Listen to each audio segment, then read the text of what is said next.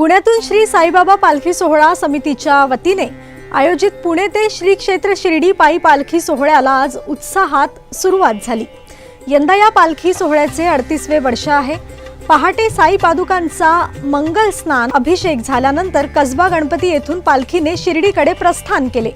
गुरुपौर्णिमेच्या पूर्वसंध्येला ही पालखी श्री क्षेत्र शिर्डीत दाखल होणार असून आजचा मुक्काम वाघोली येथे आहे। झाडे लावा झाडे जगवा व्यसनमुक्ती आणि पर्यावरण संवर्धन असा संदेश देत निघालेल्या या पालखी सोहळ्यात बळीराजा सुखी समाधानी राहावा आणि चांगला पाऊस पडावा अशी साईबाबांच्या चरणी प्रार्थनाही करण्यात आली। रमेश मारुती भोसले अध्यक्ष श्री साईबाबा पालखी सोहळा समिती पुणे। आपण हे 38वे वर्ष आहे।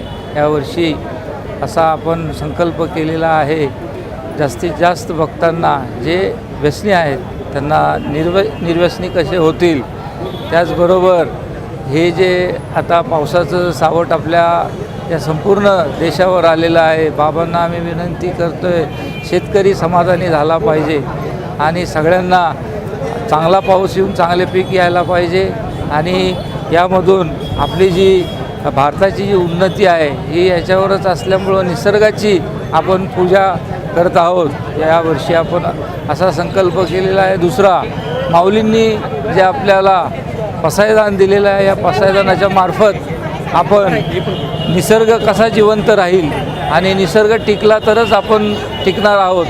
त्याच्यामुळं झाडं जगली पाहिजेत।